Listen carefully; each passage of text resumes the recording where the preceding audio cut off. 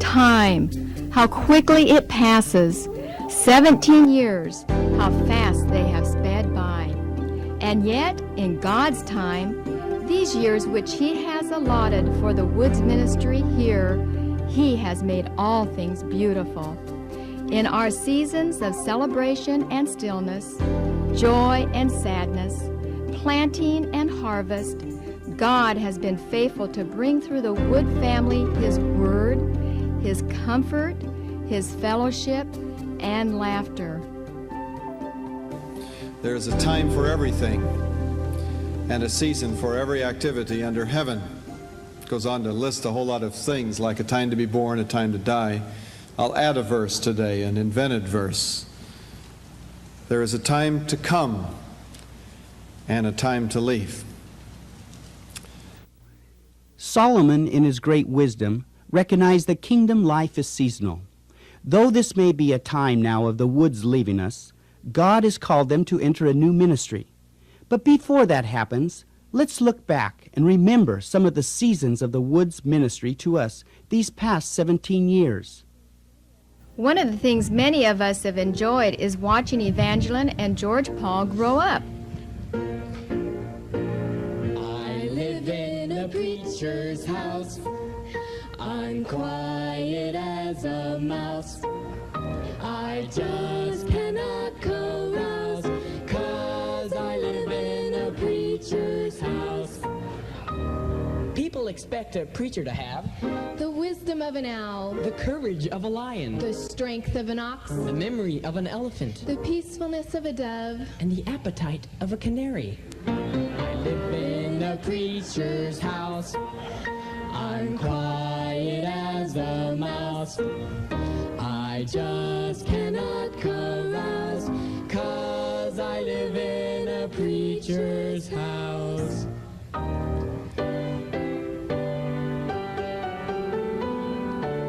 My father works on his offerings. I've already pledged $5,693,000 to the building fund this year.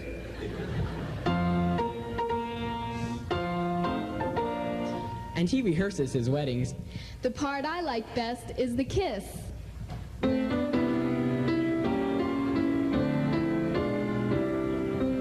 He tries out his sermons. I've been converted 643 times.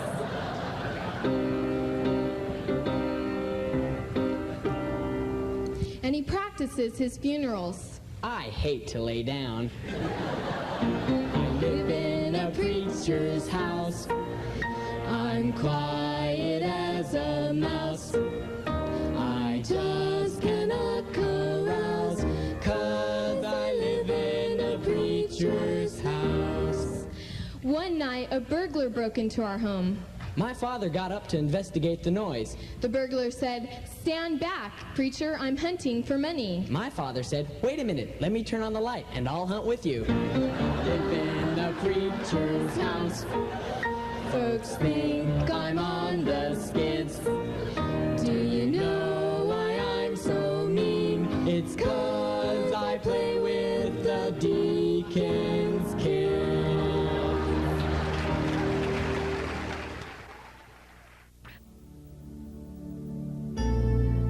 From the moment they first arrived, we knew they wouldn't keep us bored.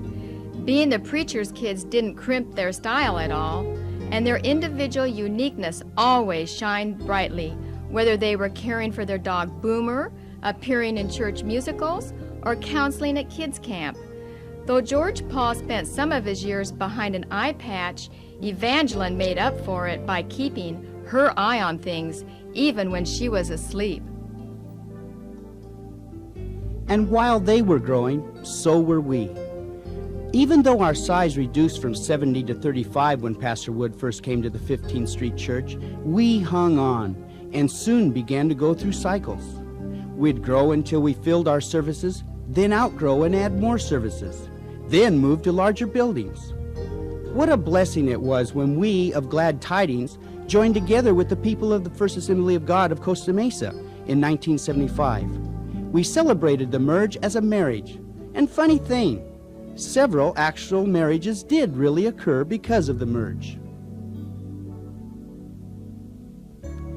We had our times of tearing down throughout these cycles. The excitement of moving to the 22nd Street location after the merger involved lots of work. We rolled up our sleeves to tear down the houses on the property so that we'd have more room to grow. Construction equipment was used again not too many years later to build our present sanctuary. Pastor Wood has never allowed us to become a stagnant people, and when the Holy Spirit has nudged us on, we've always been ready to follow. The major construction we undertook here on SCC campus pulled us together as a people in cooperation and sacrifice.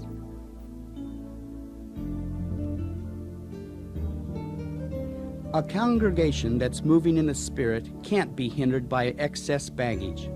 We've had to stop frequently and decide which things are valuable to keep and which to discard. Pastor Wood's teachings have always held high priority in our value system.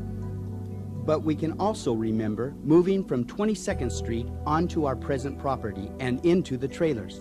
We had to part with much in order to move into the smaller facilities. But that's just part of being a people willing to change and grow.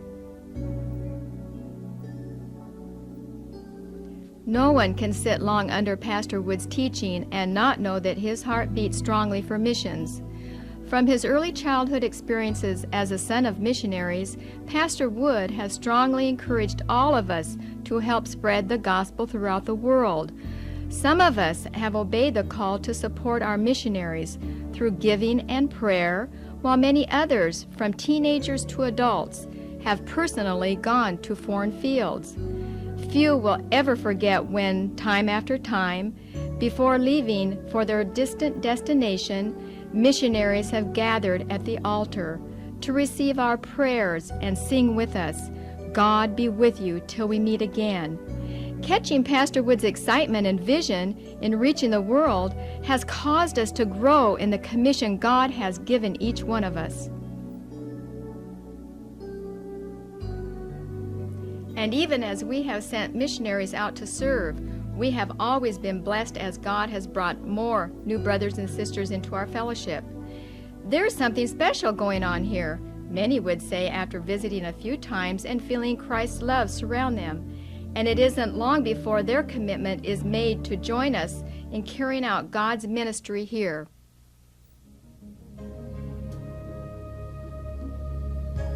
It's always a joy to get to know people as they visit and then become a part of our church family. But what a special blessing to watch our children develop through childhood and into young adulthood. The Woods have taken seriously the church's ministry to our children. In one musical, we remember Pastor Wood dressed as Zechariah, singing his praises to God as he held baby John the Baptist. We've always felt a sense of God's purpose for each child dedicated through these past years.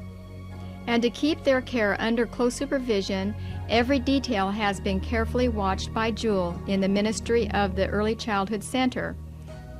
She's even shown off her youngest charges in an annual baby walk. Usually only the very youngest participate, though occasionally an overgrown baby might steal the show.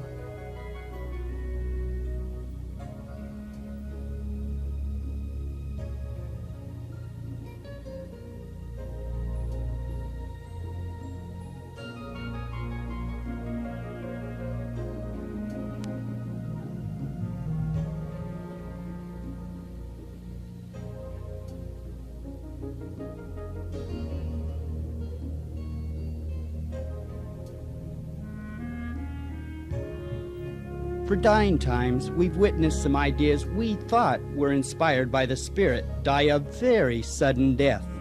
We may never forget singing Christmas carols that were run across a silent radio screen. That lasted only one service. At the offering time for the Christmas, old-fashioned Christmas, we displayed a red-lit board for words, and everybody was laughing as I made the presentation. I thought they were laughing with me. I found out later that you were laughing at me.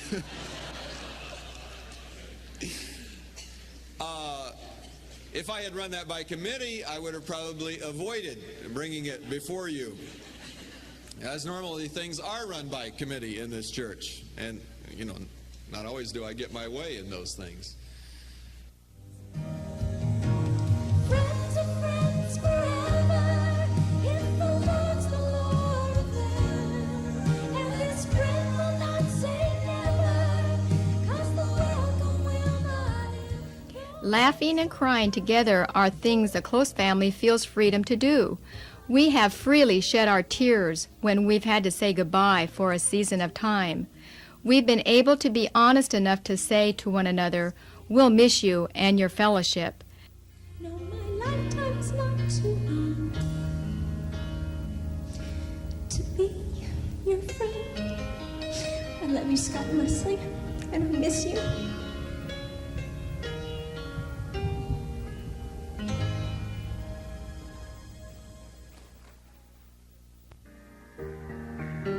But our laughter, equally as honest, sometimes just cannot be contained. It's good that God allows us the opportunity to laugh at ourselves.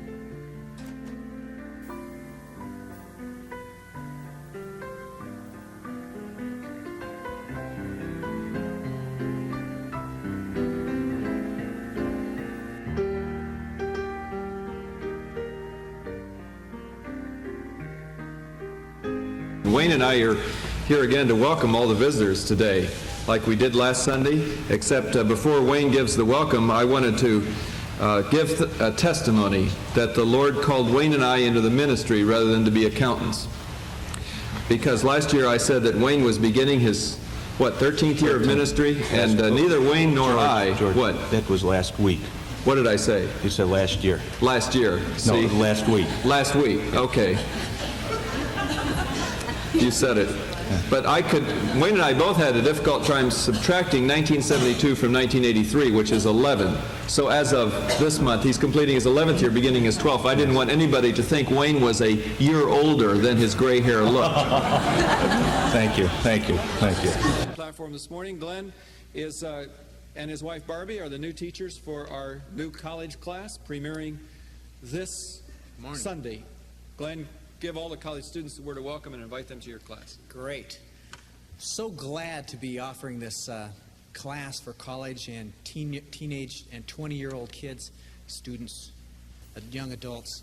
This class is so exciting to me. It's they're kids when you get my age. At your age, it's different. We're not that far apart, Okay. just more apart. Sorry, George. Faster wood. I'm expecting a great time in Get this wise class. up here, you can go sit down. I'll come back here. He beat me in golf this week, though. I had to say something. First, I was embarrassed. Anyway. Again, thank you. I have two prayer requests for the senior class. The first is for finances. Of course, college costs lots of money, especially in the 1980s, and not all of the money has been raised for college, and so there are among us people that don't have all the money for college. Are we going to take an offering for this? Yes, Jim.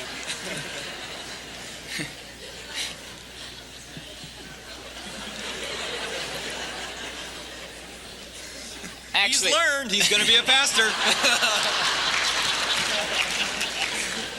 Yeah.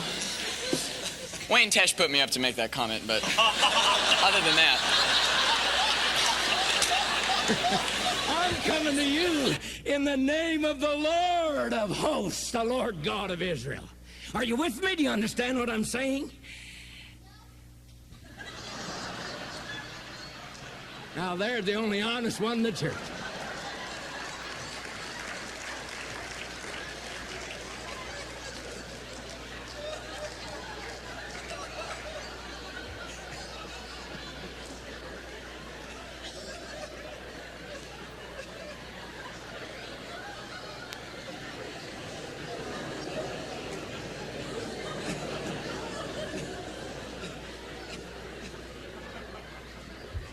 Well, the one thing we can be sure of, he was listening, wasn't he? He knew when to say no. And you were listening when he said that anyway. I don't know whether you're listening ahead of that or not.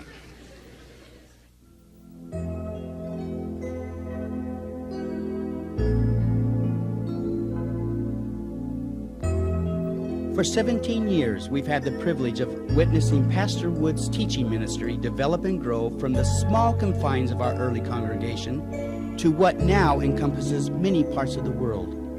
His pulpit ministry has provided us with a steady diet of God's Word and given us practical application by which to live. And it goes beyond our own congregation. In Asia, Africa, Europe, and South America, missionaries around the world receive his tapes and have grown through his teaching. But planting the Word is only the beginning of the harvest, and we've all had opportunities to rejoice as we've learned of the fruits of these efforts.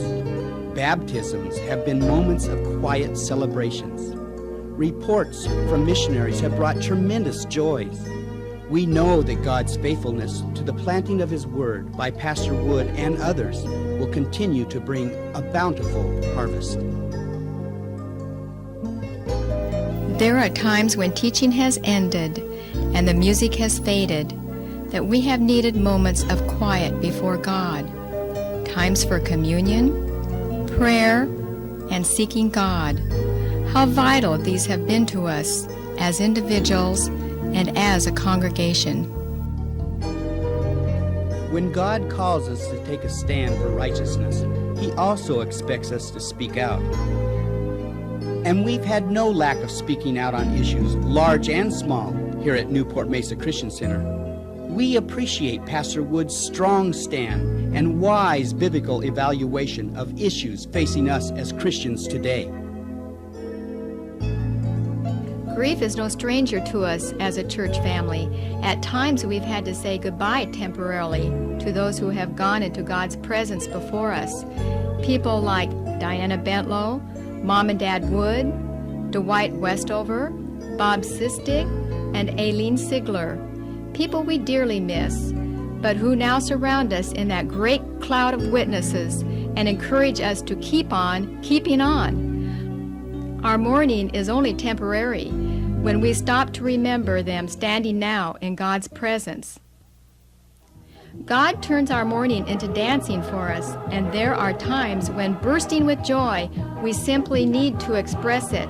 The children of Israel knew how to do that in their celebrations, and it seems that the children of Marketplace do too.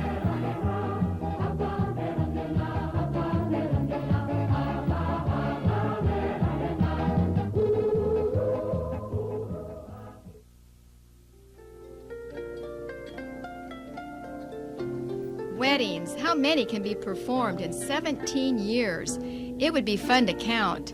And yet, from Orly and Lenore Weaver, the first couple Pastor Wood married, through scores of couples since, weddings have been a highlight at Newport Mesa. Speaking of love, massive amounts go out in the Christmas Love Lift stockings organized by Dorcas Ministries and Christian Missionary Pilots each year. From the two Vietnamese families, sponsored and adopted by us in the 70s, to the multitude of children's outreaches, love has been a byword for us under the Woods Ministries. Recalling moments of hate, that's quite difficult unless you reach way back in the recesses of your memory to recall this scene. Kind of a show and tell time. I snuck this out of the house. I don't dare put it on, but this is my Monday morning coat. Because after a busy Sunday, sometimes I'm tired on Monday, and when you're tired, you can get a little bit down. And so when I just really need to feel good, I get on this coat. And I know that the church isn't going to see me up in the pulpit, and they expect, you know, the minister to dress like a minister and all that. But I just come to the office wearing this. Everybody on staff groans, but I feel good. I've had this coat for years. My wife, by the way, doesn't really like this coat. And I can't find the matching pants to it. I think she's hid them, so I won't wear it.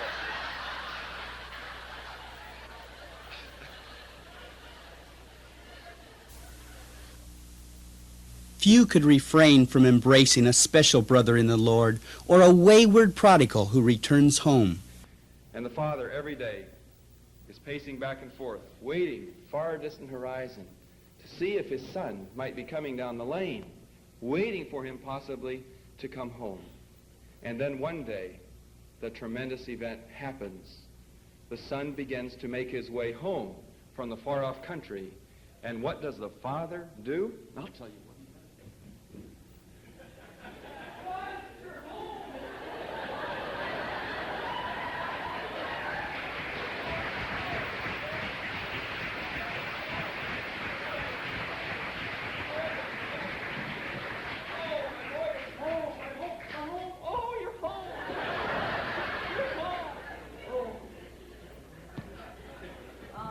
Come here, don't stand apart from me. Dad, I'm really sorry that I squandered all your money. Money's nothing. You're home. And I just wanted to know if you'd like to hire me back as a servant. No, don't even talk about that. We're not going to talk about that at all. No. I've been waiting for you. I've got things for you. I've got a ring to put on your finger. I've got a fatted calf I'm going to kill. And wait till you see this. Your mother doesn't know.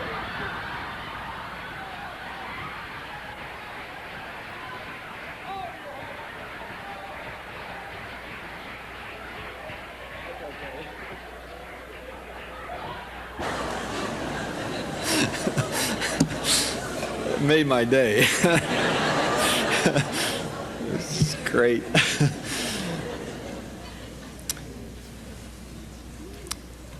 Well, this week was eventful in another respect, that somebody stole our 1977 church Dodge van. Our what is missing? Did you say van? But how could you lose something so large? Why anyone would want to steal a 77 Dodge van that's brown and cream was beyond me. I'd like you to keep a lookout if you see it around town. We'd like it back. So although it's not worth much, it's going to cost us money to replace it. Oddly, the day it was stolen, I saw a guy driving it. I didn't know at the time it was stolen. And I thought to myself, who is that? I don't know who that is. Must be a mechanic. Somebody's working on it, and I let it go. It's one of those days. Yeah, Wayne's telling me everything's stolen. Church in Northern California stole our youth pastor, the district stole our pastor, and now somebody stole our van, you know.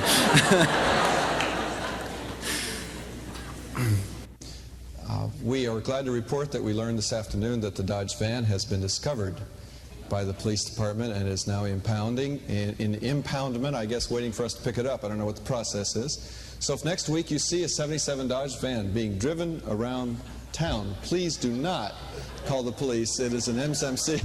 You know, now we're in trouble. We've got how many hundred people going to turn in this stolen van next week? And a lot of people that were here this morning aren't here tonight, and this is going to be an interesting week with all the police calls. I myself do not plan on driving that van this week. I think it would be unbecoming in the newspapers for the pastor of this church to be arrested for stolen property. So anyway, just to let you know that good report.